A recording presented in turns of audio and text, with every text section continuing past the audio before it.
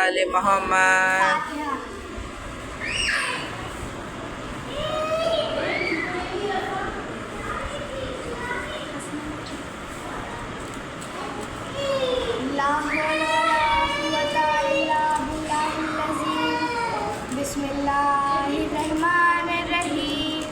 रब्बिश्शरही वयस्सिरली अमरी वहलुल उक़दतम मिन लिसानी यफ़क़हू क़ौली बिरहमतिका या अरहमर राहिमीन।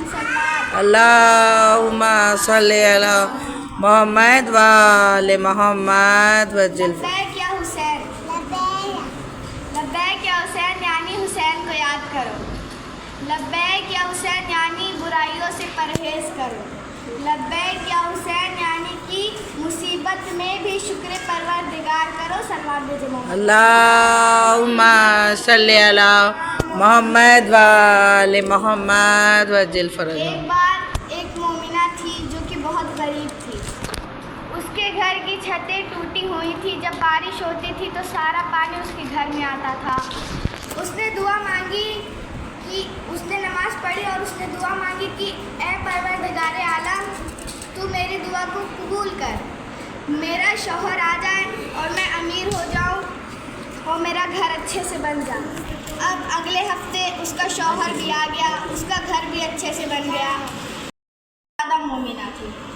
अब वो आई, उसने बोला कि बेटा अगर तुम्हारे पास कुछ खाने को है तो मुझे दे दो, मैं कई दिन से भूखी हूँ।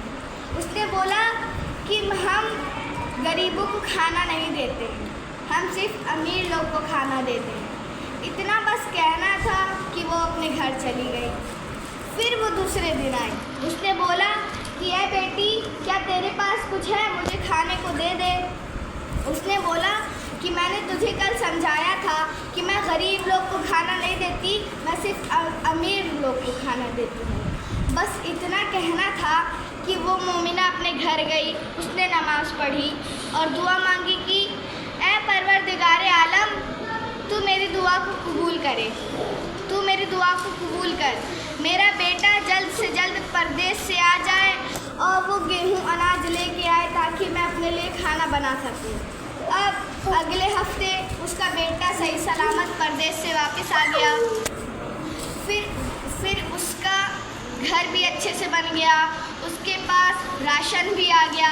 अब वो जब उसके पास गई, उससे थोड़ी सी चीनी मांगने दूध में डालने के लिए उसके घर गई तो देखा कि उसका घर फिर वैसा हो गया है कि छतें टूट चुकी हैं, पूरा पानी नीचे है। इसीलिए हमें मुसीबत में भी शुक्र परवरदिगार करना चाहिए। अल्लाह देता भी है, अल्लाह लेता भी है। दुरूद भेजे मोहम्मद। अल्लाहुम्मा सल्लि अला मोहम्मद व आले मोहम्मद। एक बार कुछ लोग थे और सलमान भी थे उनके साथ। वो मौला अली से मिलने आए थे। अब उन लोगों ने कहा कि सलमान जाओ देख के आओ कि मौला अली अपने खैमे में क्या कर रहे हैं। सलमान गए, देख के आए, बताया कि मौला अली हैं, कुरान खोल के बैठे हैं। अब वो शख्स सलमान का चेहरा देखने लगी, कहा कि सलमान तुम पागल हो गए हो, तुम ऐसे बोल रहे हो। सलमान ने जवाब दिया, अब कुरान में भी मौला अली का जिक्र है, तो मैं क्या जानूं कि कुरान मौला अली को पढ़ रहे हैं या मौला अली कुरान को पढ़ रहे हैं। दुरूद भेजे मोहम्मद। अल्लाहुम्मा सल्लि अला मोहम्मद व आले मोहम्मद वज्जिल फरजहू। हमारे इमाम मौला हुसैन और बीबी सकीना, उन्होंने जो गम देखे हैं वो गम किसी ने नहीं देखे हैं। बेशक। जब मौला अली रुखसत हो रहे थे, ऐसा जब खैमे से बाहर निकल रहे थे ना, ऐसा लग रहा था कि भरे घर से कोई जनाजा बाहर निकल रहा। मौला अली खैमे के अंदर गए, बीबी ज़ैनब से कहा कि ए बहन ज़ैनब, अपनी चादर को हटा दो, मुझे तुम्हारे बाजुओं का बोसा लेना है। बीबी ज़ैनब ने अपने बाजुओं से चादर को हटाया और मौला हुसैन ने बीबी ज़ैनब के बाजुओं का बोसा लिया।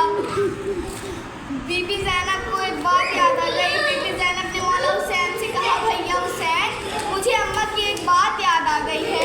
बीबी हुसैन ने मौला हुसैन के गले को चूमा और कहा, फिर मौला हुसैन, फिर सारी बीवियों ने एक हल्का बनाया